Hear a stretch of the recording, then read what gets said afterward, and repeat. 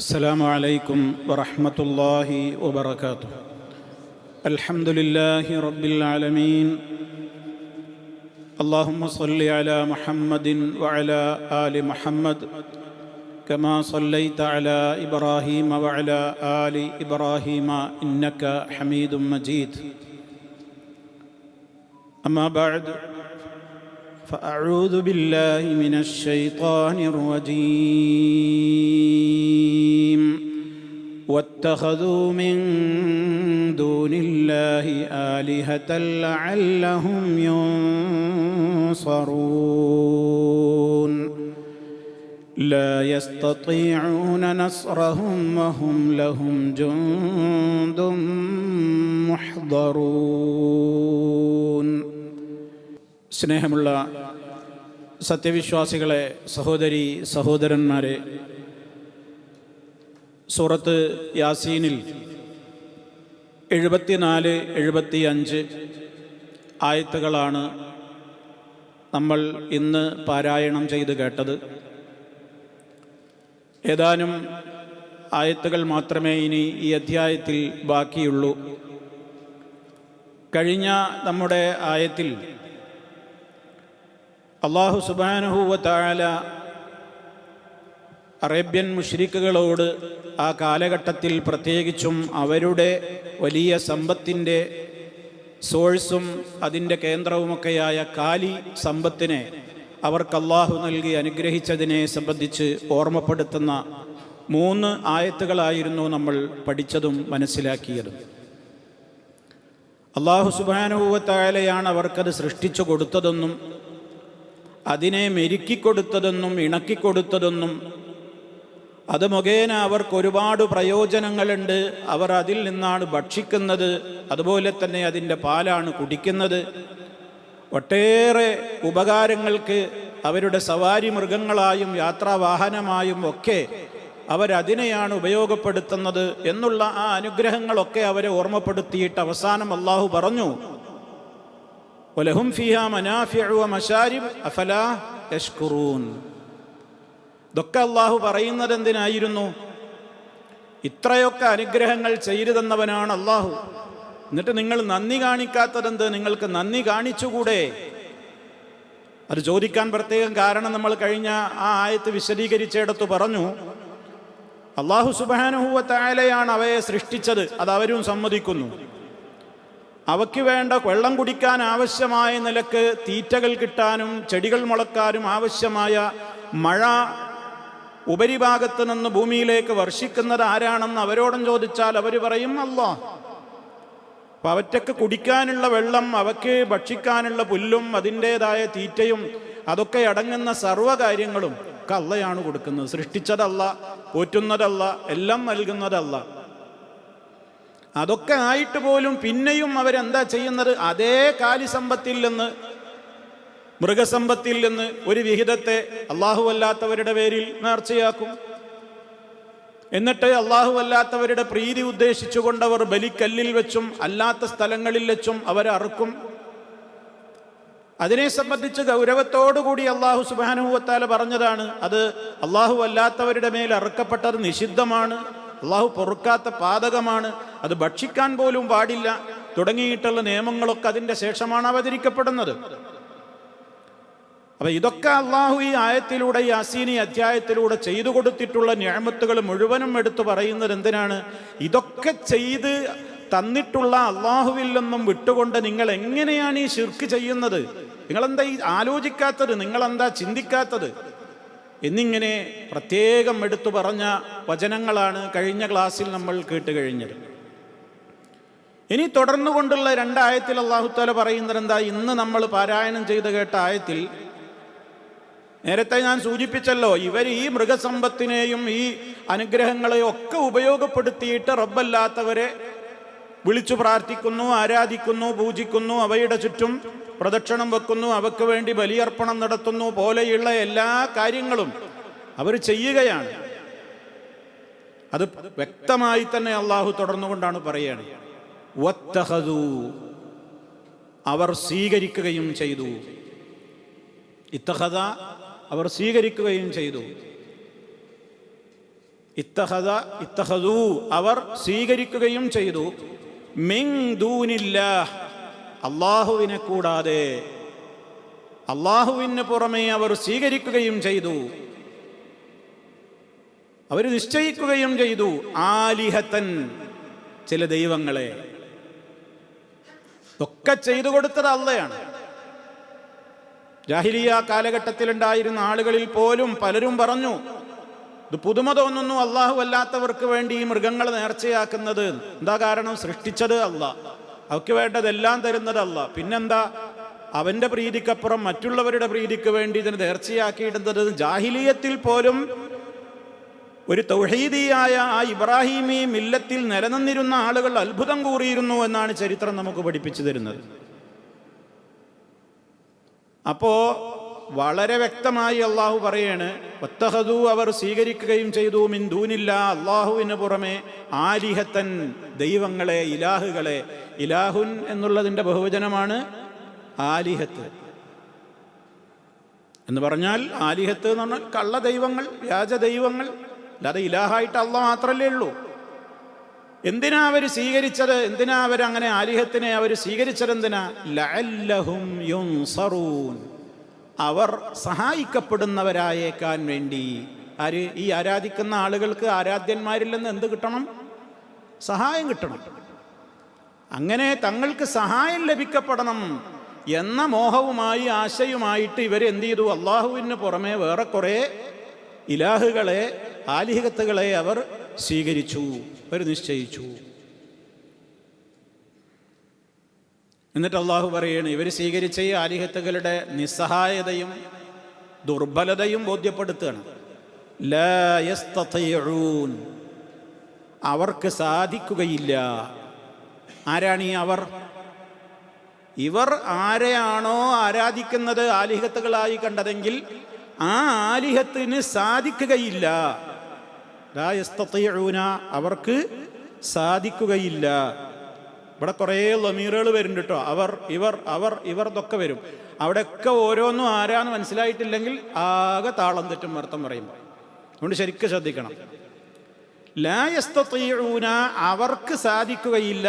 ആ അവർ എന്ന് പറഞ്ഞാൽ ആലിഹത്താണ്. നേരെ പറഞ്ഞ ആലിഹത്തില്ലേ, ഇവർ ഈ സ്വീകരിച്ചിട്ടുള്ള ദൈവങ്ങൾ എന്ന് പറഞ്ഞ് പറയുന്ന ആളുകൾക്ക് സാധിക്കുകയില്ല. നസറഹും, ഇവരെ സഹായിക്കാൻ. അതാരാ ഇവര്? ആരാധിക്കുന്ന ആളുകൾ, അറേബ്യൻ മുശ്രിക്കുകൾ. ഇവരെ സഹായിക്കാൻ അവരെ കൊണ്ട് സാധിക്കുമോ? സാധിക്കുക. വഹും, അവർ, ഇനിയൊരു അവർ വരികയാണ്. അവർ, ലഹും, ഇവർക്ക്. പതേതാവഹും, ഈ ആരാധിക്കുന്ന ആളുകൾ, അറേബ്യൻ മുശ്രിക്കുകൾ.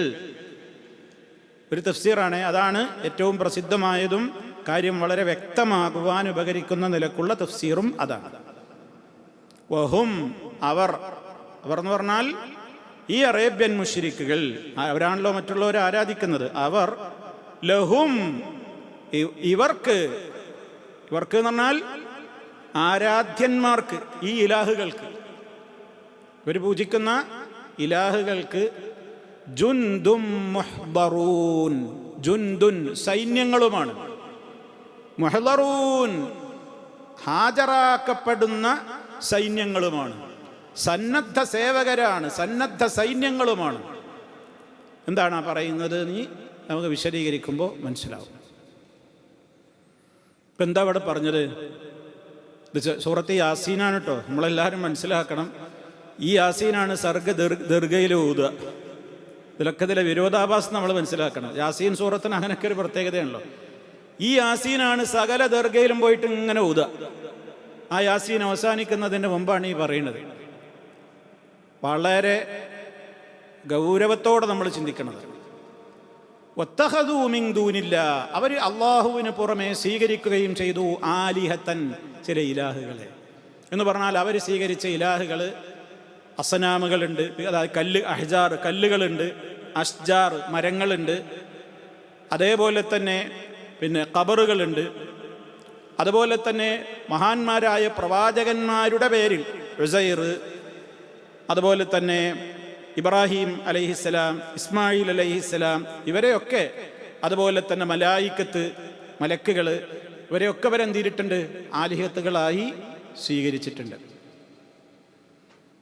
ഈ ആലിഹത്തുകളായി സ്വീകരിക്കാന്ന് പറയുന്നിടത്താണ് പലരും ആൾക്കാർ പറയും, ഞങ്ങൾ ലാ ഇലാഹ ഇല്ലല്ലാ എന്ന് പറയുന്ന ആൾക്കാരല്ലേ, അപ്പൊ ആലിഹത്തിനെ സ്വീകരിക്കുന്ന എന്തിനാ നമ്മളെ നാട്ടിൽക്കത് ചേർക്കുന്നത് എന്നാണ് ചില ആൾക്കാരുടെയൊക്കെ സംശയം.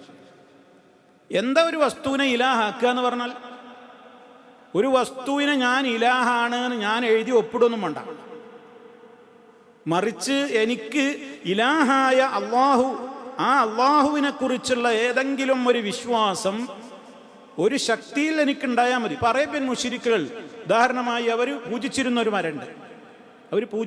മരമുണ്ട്, ഒരു ആരാധ്യ വൃക്ഷം ഉണ്ടായിരുന്നു. അതിൻ്റെ പേരാണ് ദാത്തു അൻവാത്ത്. ആ ദാത്തു അൻവാത്ത് അറേബ്യൻ മുശ്രിക്കുകൾ അതിനെ ബഹുമാനിച്ചിരുന്നത് എങ്ങനെയാണെന്നറിയോ? അവർ വല്ല യുദ്ധത്തിനൊക്കെ പോകുമ്പോൾ ആ ദാത്തു അൻവാത്തുമ്മൽ ആ മരത്തിൻ്റെ ചില്ലകളിൽ ഇവരുടെ വാള് തൂക്കിയിടും. കുറച്ചു നേരത്തിന് ബറക്കത്ത് ചാർജ് ചെയ്യാൻ വാളയിമ തൂക്കിയിടും. അയിമ തൂക്കിയിട്ടിട്ട് കുറച്ചു നേരം വാളയിമ കൊളുത്തിട്ടിട്ട് അതെടുത്തിട്ട് യുദ്ധം ചെയ്താൽ പിന്നെ യുദ്ധം ജയിക്കുന്നായിരുന്നു അവരുടെ വിശ്വാസം. അങ്ങനെ അവർ ഒരു പ്രത്യേക ആ രൂപത്തിൽ ആരാധിച്ചിരുന്ന എന്ന് പറഞ്ഞാൽ അവരുടെ ആരാധന ഇതന്നെ. അല്ലാതെ ആ മരമാണ് ലോകം പടച്ചതെന്ന് വിശ്വസിക്കുന്നുണ്ടോ? അതൊക്കെ ഇതിൻ്റെ കൂട്ടത്തിൽ നിന്ന് മനസ്സിലാക്കണം. ആ മരമാണ് ലോകത്തിൻ്റെ റബ്ബ് എന്ന് അവർ വിശ്വസിക്കുന്നുണ്ടോ? ഒന്നുമില്ല. ഹുനൈൻ യുദ്ധത്തിന് നബി സല്ലല്ലാഹു അലൈഹി വസല്ലമും സഹാബിമാരും കൂടെ പോകുന്ന വഴിക്ക് മരണ്ട്. അപ്പൊ നബി സല്ലല്ലാഹു അലൈഹി അപ്പോൾ ഹുനൈൻ യുദ്ധത്തിൻ്റെ ഒരു പ്രത്യേകത എന്ന് പറയുന്നത് കണ്ടമാനം സഹാബികൾ പങ്കെടുത്ത യുദ്ധമാണ്. ഒരുപാട് ആൾക്കാർ പങ്കെടുത്ത, ആളൊക്കെ നല്ലോണം കൂടിയാണ് ഹുനൈൻ യുദ്ധത്തിലെ. അപ്പം അതിൽ പുതുമുസ്ലിമീങ്ങളുണ്ട് എന്ന് പറഞ്ഞാൽ അടുത്ത് ഇസ്ലാമിലേക്കാണ് വന്നവർ. അങ്ങനെ അവർക്ക് മുഴുവൻ പാഠങ്ങളും ഒന്നുകൊണ്ട് മനസ്സിലായിട്ടില്ല, അവിടെ ഉറച്ചിട്ടില്ല. അപ്പം ഇവരിങ്ങനെ അവിടെ എത്തിയപ്പോൾ പറഞ്ഞു, നബിയെ ഇജഅൽ ലനാ ദാത അൻവാത്തിൻ കമാ ലഹും ദാത അൻവാത്ത്. അവർക്കൊക്കെ ഒരു ദാത്തു അൻവാത്ത് ഉണ്ടല്ലോ, ഒരു തൂക്കിടാനുള്ള ഒരു മരം ഉണ്ടല്ലോ, അതേമാതിരി നമുക്കും ഒന്ന് നിശ്ചയിച്ചു തരീം നബിയെ. അവന് ബേജാറില്ലാതെ പോയിട്ട് ആ ആളുകൊണ്ട് പോയിട്ട് യുദ്ധം ചെയ്ത് നമുക്ക് ജയിക്കാലോ. അപ്പം നബി സല്ലല്ലാഹു അലൈഹി വസല്ലം ചോദിച്ച ചോദ്യമാണ് നിങ്ങളെല്ലാവരും മനസ്സിലാക്കേണ്ടത്. മൂസാ നബി അലൈഹിസ്സലാമിനോട് തൻ്റെ ജനത ഇജഅൽ ലനാ ആലിഹത്തൻ കമാ ലഹും ആലിഹ, അവർക്കൊക്കെ ഇലാഹുകളുള്ളതുപോലെ മൂസാ നബിയെ നിങ്ങൾ ഞങ്ങൾക്കും ഒരു ഇലാഹിനെ നിശ്ചയിച്ചു തരൂ എന്ന് നന്ദി കെട്ടവരായ ജനത മൂസാ നബിയോട് ചോദിച്ചിട്ടുണ്ട്. അതേ ചോദ്യം നിങ്ങൾ എന്നോട് ചോദിക്കുകയാണോന്ന് ആരാ പറയണത്? നബി സല്ലല്ലാഹു അലൈഹി വസല്ലം. ആരോടാ പറയുന്നത്? സഹാബിമാരോട്. അപ്പം എന്താ അതിൻ്റെ അർത്ഥം? ഈ ദാത്തു അൻവാത്തിന് ഇതിലും വാള് തൂക്കിയിട്ടിട്ട് അതുകൊണ്ട് യുദ്ധത്തിന് പോയാൽ ജയിക്കുന്നുള്ള അതേ വിശ്വാസമാണോ നിങ്ങൾക്കുള്ളതെങ്കിൽ അത് അതിനെ ഇലാഹാക്കലായി. കാരണം അള്ളാഹു അങ്ങനെ ഒരു പുണ്യവൃക്ഷത്തെ നിശ്ചയിച്ചു തന്നിട്ടില്ല. അള്ളാഹ് നിശ്ചയിച്ചു തരാത്തൊരു സബബ്, അള്ളാഹ് നിശ്ചയിച്ചു തരാത്തൊരു കാരണം, അതിമെന്നാണ് തൂക്കിയിടുമ്പോൾക്ക് നിങ്ങൾക്ക് ജയം കിട്ടും എന്ന് പറഞ്ഞാൽ അള്ളാഹു പഠിപ്പിച്ചു തന്നിട്ടില്ലല്ലോ, അവൻ നിശ്ചയിച്ചു തന്നിട്ടില്ലല്ലോ. അതുകൊണ്ട് തന്നെ അതിനിപ്പോൾ ഇലാഹാണെന്ന് ഇപ്പോൾ വിശേഷിപ്പിച്ചില്ലേ? ആരാ വിശേഷിപ്പിച്ചത്? നബി സല്ലല്ലാഹു അലൈഹി. എന്താ ഇലാഹാക്കി? ഞാൻ നേരത്തെ പറഞ്ഞത് മറക്കരുത്. റബ്ബാണെന്നോ ഒന്നുമല്ല, മറിച്ച് ഇലാഹായ അള്ളാഹുവിനാണ് മനുഷ്യൻ്റെ സഹായങ്ങളും രക്ഷയും എല്ലാം അവനാണ്. അവൻ നിശ്ചയിച്ച കാരണങ്ങളിലൂടെ നമ്മൾ സമീപിക്കുമ്പോൾ അതിന് നമുക്ക് പ്രശ്നമില്ല. നിശ്ചയിച്ച കാരണങ്ങൾക്കപ്പുറം അതാ ഭൗതികം എന്ന് പറയുന്നത്, അതാണ് ഭൗതികം എന്ന് പറയുന്നത്. അതിൽ അങ്ങനെ ആ രൂപത്തിലുള്ളൊരു വിശ്വാസത്തിലേക്ക് പോകുമ്പോൾ അത് ആ വ്യക്തിയിൽ ഇലാഹാക്കലായി. അല്ലാതെ നമ്മൾ ഇലാഹാണെന്ന് എഴുതി ഒപ്പിടുകയൊന്നും വേണ്ട. സർവശക്തനായ അള്ളാഹുവാണ് എവിടെ നിന്ന് നാം വിളിച്ചാലും നമ്മുടെ വിളി കേട്ട് ഉത്തരം ചെയ്യുന്ന ഒരൊറ്റ ശക്തി. അതേ കഴിവ് വേറെ ഒരാൾക്കുണ്ട് എന്ന് നമ്മൾ വിശ്വസിച്ച് കഴിഞ്ഞാൽ, അതായത് അള്ളാഹുവേ രക്ഷിക്കണേന്ന് ഞാൻ എവിടെ വെച്ച് വിളിച്ചാലും എൻ്റെ റബ്ബ് കേൾക്കുന്നുണ്ട്, കാണുന്നുണ്ട്, അറിയുന്നുണ്ട്, എൻ്റെ മനസ്സ് വായിക്കുന്നുണ്ട്, എൻ്റെ എന്ത് സങ്കടമാണെങ്കിൽ അത് പറഞ്ഞാൽ മതി, അത് ഉത്തരം ചെയ്യാനുള്ള കഴിവുണ്ട്. ഈ വിശ്വാസത്തോടു കൂടെയാണ് നമ്മൾ അള്ളാഹുവേ രക്ഷിക്കണേന്ന് നമ്മൾ പ്രാർത്ഥിക്കുന്നത്. ഇതേപോലെ മറ്റൊരു ശക്തിയെ ഒരാൾ വിളിച്ച് തേടുകയാണ്. അയാൾ വിശ്വാസം എന്താണ്? ഈ കഴിവൊക്കെ ഈ വ്യക്തിക്കുണ്ട്. പിന്നെ ഒരൊറ്റ പ്രത്യേകതയുള്ളൂ, എന്ത്? അള്ളാഹുടെ ആരും കൊടുത്തതല്ല, ഇവരതൊക്കെ അള്ളാഹ് മുഴുവനാണ്ട് കൊടുത്തതാണ്. അപ്പം അള്ള കൊടുത്ത കഴിവാണെന്ന് വിശ്വസിച്ച് കഴിഞ്ഞാൽ പിന്നെ അള്ളഹാനോട് ചോദിക്കണോ ഒക്കെ പരോടും ചോദിക്കുക എന്നുള്ള വിശ്വാസമാണ് നമ്മുടെ നാട്ടിലെ ആളുകൾ പ്രചരിപ്പിക്കുന്നത്. സുഹൃത്തുക്കളെ, അതൊരിക്കലും ശരിയല്ല. അള്ളാഹു അങ്ങനെ എല്ലാ സ്ഥലത്തുനിന്നും അള്ളാഹിൻ്റെ എല്ലാ പ്രവർത്തനങ്ങളും ചെയ്തോളാൻ വേണ്ടി ആരും നിശ്ചയിച്ചിട്ടില്ല ഖലീഫയായിട്ട്. ഇതൊക്കെ ഞാനാണ് തീരെ നിങ്ങൾ ഇന്നോട് ചോദിക്കേണ്ടതില്ല, ഒക്കെ അവിടെയാണ് ചോദിച്ചാൽ മതി. ഇന്നോട് ചോദിക്കണോ അവിടെ ചോദിക്കണോ അതൊക്കെ ഒന്ന് തന്നെയാണ് എന്ന് പഠിപ്പിച്ചിട്ടുണ്ടോ അള്ളാഹു സുബ്ഹാനഹു വ തആല? നമ്മുടെ നാട്ടിലുള്ള എല്ലാ ത്വരീഖത്തുകളും പഴച്ചത് എന്ന് പറഞ്ഞാൽ എല്ലാ ത്വരീഖത്തുകാരും അവരൊക്കെ പറയണത് എന്താ വെച്ചാൽ മൊയ്തീൻ ശൈഖേന്ന് വിളിച്ചാൽ വിളി കേൾക്കണത് അള്ളയാണ്, അള്ളാന്ന് വിളിച്ചാൽ വിളി കേൾക്കണ ആരാണ്? മൊയ്തീൻ ശൈഖാണ്. കാരണം രണ്ടും ഒന്ന് തന്നെയാണ്. അങ്ങനെ ഒരു കഴിവ് അള്ളാഹു ഒരാൾക്കും കൊടുത്തിട്ടില്ല. അപ്പോൾ ഞാൻ പറഞ്ഞു വരുന്നൊരു ചുരുക്കി പറയണം, പലപ്പോഴും നമ്മൾ ഓർമ്മപ്പെടുത്താറുള്ളതൊന്ന് ഓർമ്മപ്പെടുത്തിയെന്ന് മാത്രം. അപ്പോൾ അവർ ആലിഹത്തുകളെ സ്വീകരിച്ചു. എന്തിനാണ്? അറേബ്യൻ മുശ്രിക്കുകൾ ലാത്ത, ഉസ്സ, മനാത്ത്, ഹുബല്, അതുപോലെ തന്നെ അവർ പൂജിച്ചിരുന്ന പലതും ഉണ്ടായിരുന്നു. ഇസാഫ്, നായില, അതുപോലെ തന്നെ ഇബ്രാഹിം അലൈഹിസ്സലാമിൻ്റെ പേരിൽ, അതുപോലെ തന്നെ ഇസ്മായിൽ അലൈഹിസ്സലാമിൻ്റെ പേരിൽ ചിത്രങ്ങൾ, കഅബാലയത്തിൻ്റെ ചുവരുമ്പല് രൂപങ്ങൾ ഒക്കെ ഉണ്ടായിരുന്നു. യാത്ര പുറപ്പെടുമ്പോൾ അവർ അവിടെ പോയിട്ട് സമ്മതം ചോദിക്കും. അമ്പുകുറ്റിയിൽ നിന്നൊരു അമ്പെടുക്കും, എന്നിട്ട് നോക്കും ഇഫ് അൽ ചെയ്തോന്ന് പറഞ്ഞാൽ അവർ പോകും. പക്ഷിയെ എടുത്ത് പറപ്പിക്കും. പക്ഷി വലത്തോട്ട് പാറിയാൽ യാത്രാ കച്ചവടം കാര്യങ്ങളൊക്കെ നല്ല ഉഷാറാണ്, ഇടത്തോട്ടാ പാറിയതെങ്കിൽ പ്രശ്നമാണ്. ഇങ്ങനെയൊക്കെ അവർ ചെയ്തിരുന്നു. അപ്പം ഈ വിധത്തിലുള്ള സകല അന്ധവിശ്വാസങ്ങളും നിറഞ്ഞു നിന്നിരുന്ന ജനത പലതിനെയും അവർ ആരാധിച്ചു. അതിൽ കല്ലും മരം എന്ന് പറയുമ്പോൾ കേവലം കല്ലും മുട്ടിയായിട്ടുമല്ല, അതിൻ്റെയൊക്കെ പിന്നിൽ അവരുദ്ദേശിക്കുന്ന ചില ശക്തികളുണ്ട്. ഇതും നമ്മുടെ നാട്ടിൽ അങ്ങനെ തന്നെയാണല്ലോ. അപ്പം ആ വിധത്തിൽ അവർ ആലിഹത്തുകളെ സ്വീകരിച്ചു. എന്തിന്? ലഅല്ലഹും, അവർ ആയേക്കാൻ യുൻസറൂന, ലഅല്ലഹും യുൻസറൂൻ, ഇവർ സഹായിക്കപ്പെടാൻ വേണ്ടി. അപ്പം അവരിൽ നിന്ന് ഇവർക്ക് സഹായം കിട്ടണം, അതിനാണല്ലോ ചെയ്യുന്നത്. പരിശുദ്ധ ഖുർആൻ സൂറത്ത് യൂനുസിലും പറഞ്ഞു, അതുപോലെ തന്നെ സൂറത്ത് സുമറിലും പറഞ്ഞു. അവർ അള്ളാഹു അല്ലാത്തവരെ വിളിച്ച് പ്രാർത്ഥിക്കുന്നതിൻ്റെയും ആരാധിക്കുന്നതിൻ്റെയും ഒക്കെ ലക്ഷ്യങ്ങൾ അവരുടേത് പ്രധാനപ്പെട്ടത് എന്തെന്നെയാണ്? മാ നഅ്ബുദുഹും ഇല്ലാ ലിയുഖർരിബൂനാ ഇലല്ലാഹി സുൽഫാ, അള്ളാഹുവിങ്കലേക്ക് ഞങ്ങളെ ഇവരെ അടുപ്പിക്കണം. നമുക്ക് നേരിട്ട് അള്ളാഹിനോടാണ് ചോദിച്ചാൽ കിട്ടൂല. അപ്പം ഇവർ പിന്നെ പറഞ്ഞിട്ട് ഇവരെ പ്രീതിപ്പെടുത്തിയാൽ ഇവർ നമ്മളെ അള്ളാഹുവിലേക്കാണ്ട് അടുപ്പിച്ച് കാര്യം നേടിച്ച് തന്നോളും. ഇതിനാണ് അവർ മറ്റുള്ളവരെ വിളിച്ച് ആരാധിക്കുന്നത്. അള്ളാഹുവിലേക്ക് എത്തലെന്നെ അവർ ലക്ഷ്യം, മനസ്സിലാക്കണം. മാ നഅ്ബുദുഹും ഇല്ലാ ലിയുഖർരിബൂനാ ഇലല്ലാഹി സുൽഫ.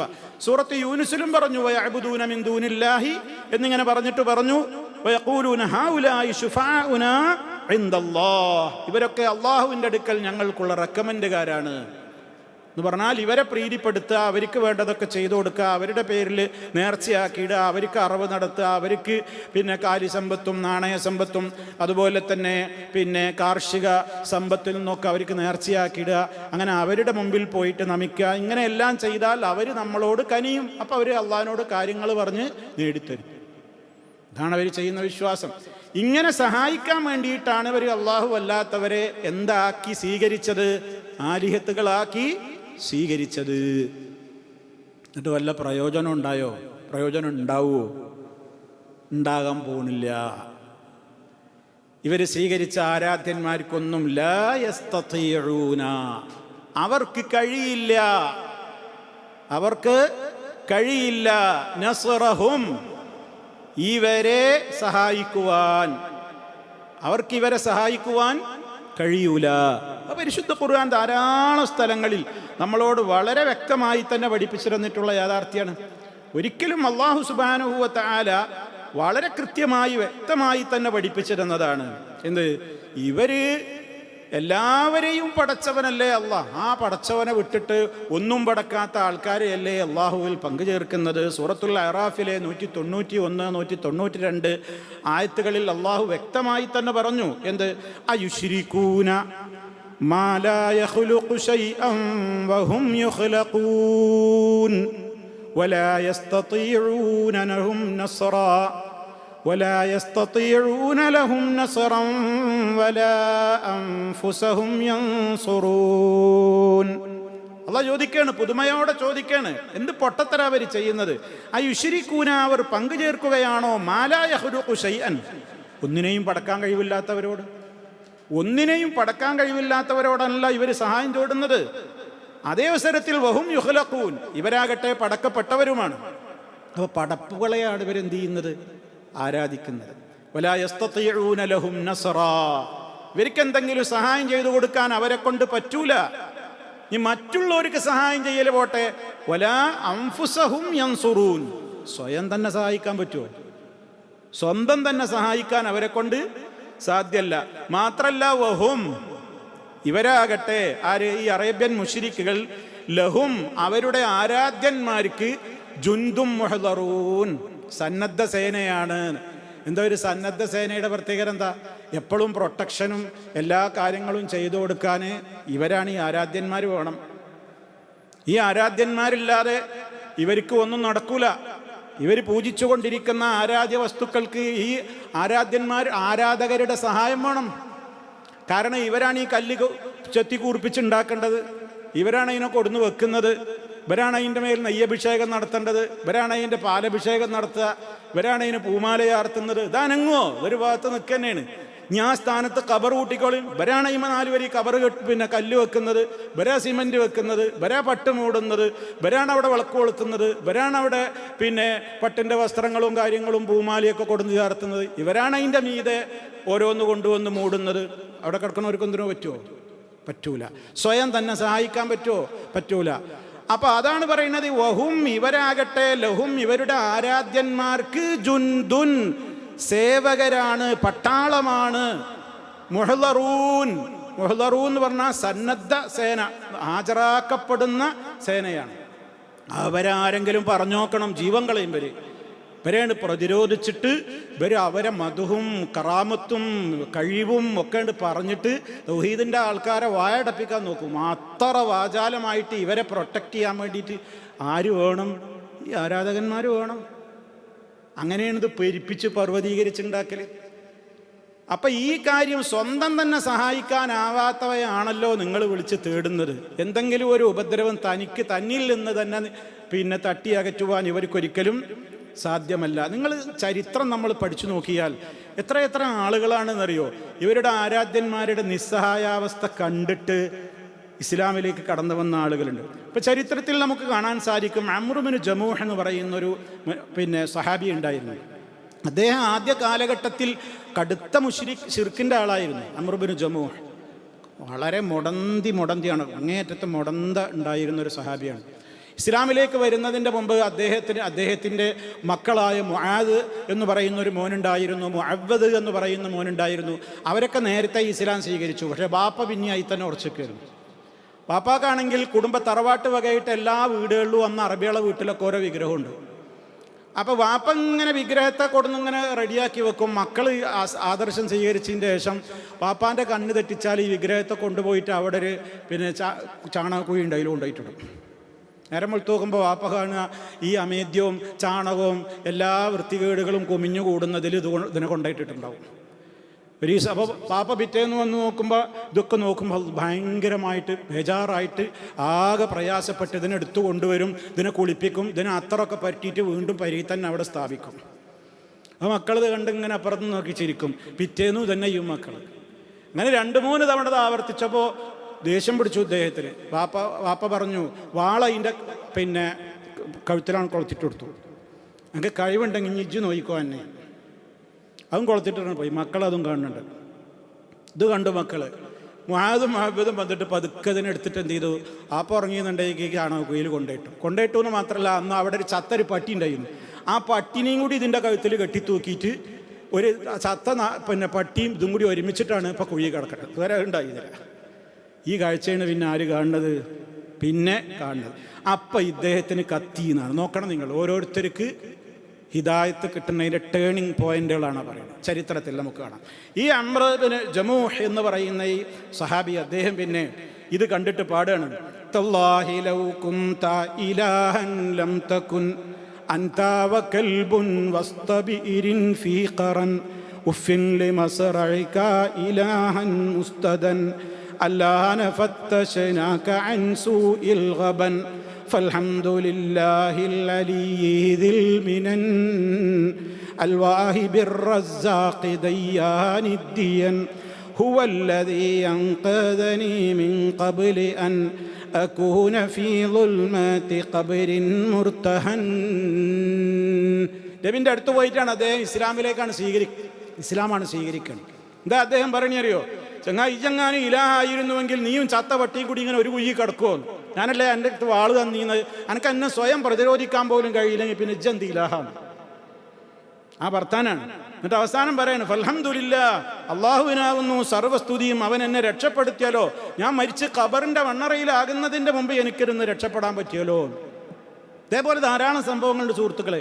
അതുപോലെ തന്നെ വേറെ ഒരു സഹാബിയുടെ ചരിത്രത്തിൽ കാണാം, അദ്ദേഹത്തിൻ്റെ ഇസ്ലാം സ്വീകരണത്തിന് കാരണമായത്, അദ്ദേഹം ഒരു വിഗ്രഹത്തിൻ്റെ അടുത്തേക്ക് നൈവേദ്യങ്ങളൊക്കെ ആയിട്ട് പോവുകയാണ്. നൈവേദ്യങ്ങളൊക്കെ ആയിട്ട് പോകുമ്പോൾ ദൂരത്ത് തന്നെ കാണുന്ന കാഴ്ച, കുറുക്കനുണ്ട് അതിൻ്റെ തലയിൽ കൂടി ഇങ്ങനെ മൂത്രയിക്കണം. തൻ്റെ പ്രധാനപ്പെട്ട ആരാധനാണ്, അതിൻ്റെ തലയിൽ കൂടി ഇങ്ങനെ മൂത്രയിക്കണം. തല മുതൽ കാല് വരെ മൂത്രം അങ്ങനെ വലിച്ചു നിൽക്കുകയാണ്. ഇയാളെ കണ്ട് കുറുക്കനാണ് പോകും ചെയ്തു ആട്ടിയേക്ക്. ഇയാൾ നിന്ന് അല്ലാതെ അതിനാട്ടാൻ പറ്റൂലല്ലോ. അത് കേട്ടോടുകൂടെ ഇയാൾ അവിടെ വെച്ച് പാടിയെന്നാണ്,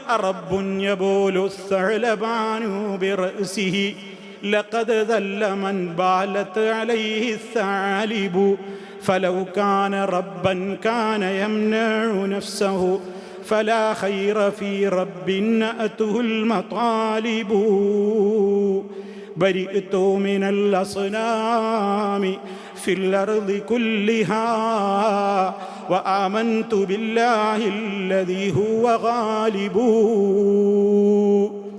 رب يبول الثعلبان برأسه. തലയിൽ കൂടി കുറുക്കന്മാരൊക്കെ മൂത്രയിക്കുന്നു, റബ്ബാകാൻ പറ്റുമോ? അതുപോലും തടയാൻ പറ്റൂലേ. പിന്നെ എന്താ റബ്ബാണ്? കുറുക്കനൊക്കെ മൂത്രയിച്ച് കഴിഞ്ഞാൽ പിന്നെ ഓനെക്കാണ് നിന്യൻ ആരാളുള്ളത്? റബ്ബാണെങ്കിൽ സ്വയമെങ്കിലും ഒന്ന് പ്രതിരോധിക്കാതിരുന്നില്ലേ? അതുകൊണ്ട് ദുന്യാവിൽ കാണുന്ന ഈ വക എല്ലാ കാര്യങ്ങളിൽ നിന്നും ഞാനിതാ ഒഴിവായിരിക്കുന്നു. അവസാനം പറഞ്ഞു, ആമൻതു ബില്ലാഹില്ലദീ ഹുവ ഗാലിബ്. അദ്ദേഹം ഇസ്ലാം സ്വീകരിക്കുകയാണ്. അങ്ങനെ പറയുകയാണെങ്കിൽ കുറേ ഉണ്ട് ഇതേപോലെ. ഇന്നും ഉണ്ട് അങ്ങനെയുള്ള ആളുകൾ. ഓരോരുത്തരുടെ നിസ്സഹായാവസ്ഥയും കാര്യങ്ങളൊക്കെ കണ്ടിട്ട് ഇതൊക്കെ പലയിടത്തും ചെന്നിട്ട് ആളുകൾ കാട്ടിക്കൂട്ടുന്ന പല പ്രവർത്തനങ്ങളും കണ്ടിട്ട് ഇതൊക്കെയാണോ അവരുടെ അവസ്ഥ എന്ന് കണ്ടിട്ട് ഇസ്ലാമിലേക്ക് വന്നിട്ടുള്ള എത്രയോ ആളുകളുണ്ട്, തൗഹീദ് സ്വീകരിച്ചിട്ടുള്ള ആളുകളുണ്ട്. അപ്പം സഹോദരങ്ങളെ, ഇവർക്ക് വേണ്ടി ഇങ്ങോട്ട് ജീവൻ കളയുന്നതാണ്. അതാണ് വഹും ലഹും ജുന്ദും മുഹ്ദറൂൻ. ഇവർ വേണം എല്ലാം ഇവർക്ക് ഹെൽപ്പ് ചെയ്യാൻ. അതിന് വേണ്ട എല്ലാ സംവിധാനങ്ങളും ഒരുക്കി കൊടുക്കുന്നതും ഇവരുടെ പട്ടാളമൊക്കെ ആയിട്ട് ആരാ ഉള്ളത്? ഈ ആരാധകന്മാരുള്ളത്.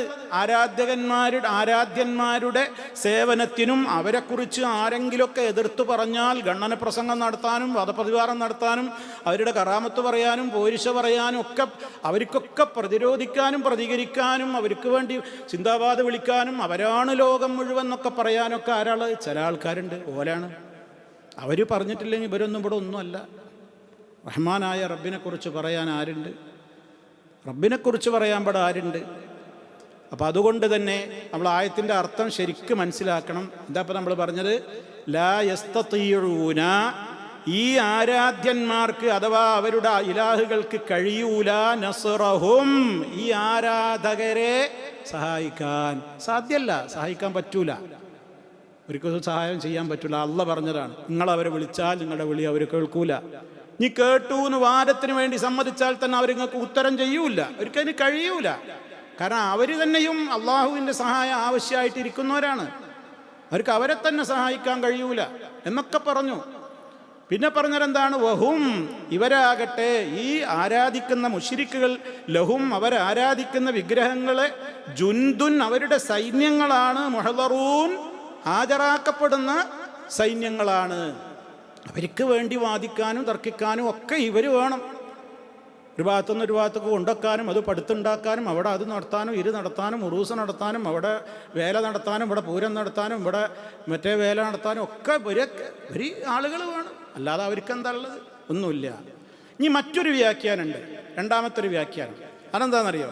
വഹും, അപ്പോൾ വഹും എന്ന് പറഞ്ഞാൽ ഈ ആരാധ്യന്മാർ, ഈ ആലിഹത്തുകൾ, ലഹും, ഇവരെ ആരാധിച്ച ആളുകൾക്കുള്ള ജുന്ദുൻ മുഹ്ദറൂൻ, നരകത്തിലേക്കാണ് കൊണ്ടുപോണ പട്ടാളത്തിൻ്റെ നേതാക്കന്മാരാണ്. അങ്ങനെ വ്യാഖ്യാനം പറഞ്ഞവരുമുണ്ട്. പക്ഷേ അതിനേക്കാൾ, അതായത് നാളെ പരലോകത്തെ അള്ളാഹു സുബ്ഹാനഹു വ തആല ഓരോരുത്തരോടും പറയും, നിങ്ങൾ ആരാധിച്ചിരുന്ന, അതായത് സ്വയം ഇഷ്ടപ്പെട്ടുകൊണ്ട് അവരെ ആരാധിച്ചിരുന്ന ആളുകളെ നോക്കിയിട്ട് അള്ളാഹു തആല പറയും, നിങ്ങൾ ആരെയാണോ പൂജിച്ചിരുന്നത് അവരെ പിന്നാലെ പോയിക്കോളിന്ന്. അങ്ങനെ ഓരോരുത്തർ ആരാധിച്ചെന്ന് ഓരോരുത്തരെ പിന്നാലെ പോകും. ഒക്കെ കൊണ്ടുപോകണത് എങ്ങനെ തന്നെ നരകത്തിലേക്ക്. എല്ലാവരും നരകത്തിൽ ഒന്നിച്ചു വന്ന് വീഴുന്നവരാണ്. അപ്പോൾ ആ ഒരു വ്യാഖ്യാനവും പറയപ്പെട്ടിട്ടുണ്ട്. പക്ഷേ കൂടുതൽ അതിലെ വ്യക്തതയും അതുപോലെ തന്നെ കാര്യങ്ങൾ പെട്ടെന്ന് വ്യക്തമായി മനസ്സിലാകുന്ന നിലക്കും നമുക്ക് ആദ്യം പറഞ്ഞ വ്യാഖ്യാനമാണ് ഉള്ളത്. എന്തായിരുന്നാലും ഒരു കാര്യം ഉറപ്പാണ്, ഇവർക്ക് വരെ സഹായിക്കാൻ ദുന്യാവൊന്നും പറ്റൂല, ആഖിറത്തൊന്നും പറ്റൂല. അപ്പം ശിർക്ക് ചെയ്യുന്ന ആളുകളോട് ഗൗരവത്തോടെ അല്ലാഹു തആല പഠിപ്പിക്കുകയാണ് ഇപ്പോൾ സൂറത്ത് യാസീനിലെ ഈ 2 ആയത്തിലൂടെ. ഇത് നമ്മൾ വ്യക്തമായിട്ടുണ്ടാണ്. അതാ ഞാൻ ആദ്യം പറഞ്ഞിടത്തൊക്കെ ഒന്നുകൂടി പറയണം, യാസീനിലാണിത്. ഈ യാസീനാണ് ജാറം മൂടിയോടത്തും ദീർഘയിലും ഒക്കെ വെച്ചിട്ട് ഇങ്ങനെ അവരെ വിളിച്ച് തേടാൻ വേണ്ടി. യാസീൻ ഓതിയാൽ അവരറിയും, വിളക്ക് കത്തിച്ചാൽ അവരറിയും, നേർച്ചയാക്കിയാൽ അവരറിയും. അങ്ങനെ നമുക്ക് വേണ്ടി നമ്മളെ രോഗം മാറ്റിത്തരും, നമുക്ക് വേണ്ടി അള്ളാഹിനോട് പറഞ്ഞിട്ട് കാര്യങ്ങൾ വേഗം റെഡിയാക്കി തരും, അസുഖം മാറും, വിസ ശരിയാക്കി തരും, കുട്ടികളില്ലാത്തവർക്ക് കുട്ടികളെ കൊടുക്കും, എന്തൊക്കെ ആൺകുട്ടികൾ മാത്രമുള്ളവർക്ക് പെൺകുട്ടികളെ കൊടുക്കും, പെൺകുട്ടികൾ മാത്രമുള്ളവർക്ക് ആൺകുട്ടികളെ കൊടുക്കും, രണ്ടും തീരില്ലാത്തവർക്ക് കുട്ടിനെ കൊടുക്കും. 100 കൂട്ടം ആവശ്യങ്ങൾക്ക് വേണ്ടിയാണ് അള്ളാഹു അല്ലാത്ത ആളുകൾ അത് പിന്നെ കുത്തിവെക്കപ്പെട്ട വിഗ്രഹമാണെങ്കിലും കിടത്തിവെക്കപ്പെട്ട ജാറമാണെങ്കിലും കല്ലുകളാണെങ്കിലും മരങ്ങളാണെങ്കിലും ഒക്കെ ആളുകൾ ആഗ്രഹിക്കുന്നത് എന്താണ്? ഇവരെ സഹായിക്കണം എന്നുള്ള നിലക്കാണ് അവർക്ക് ഈ നിലക്കുള്ള ആരാധനകളും പ്രാർത്ഥനകളും നേർച്ച വഴിപാടുകളൊക്കെ സമർപ്പിച്ചുകൊണ്ടിരിക്കുന്നത്. അത് അല്ലാഹ് കൃത്യമായിട്ട് പറഞ്ഞു, നിങ്ങൾക്ക് കിട്ടൂല. ലാ യസ്തതിഊന നസ്റഹും വഹും ലഹും ജുന്ദും മുഹ്ളറൂൻ. വളരെ ഗൗരവത്തോടുകൂടെ അല്ലാഹു സുബ്ഹാനഹു വ തആല അത് ഓർമ്മപ്പെടുത്തിയിരിക്കുകയാണ്. അപ്പോൾ ഈ 2 ആയത്തുകളാണ് ഇൻഷാ അല്ലാഹ് ഇന്ന് നമ്മൾ നമ്മുടെ ഈ ക്ലാസ്സിൽ നിന്ന് പറയാൻ ഉദ്ദേശിച്ചിട്ടുള്ളത്.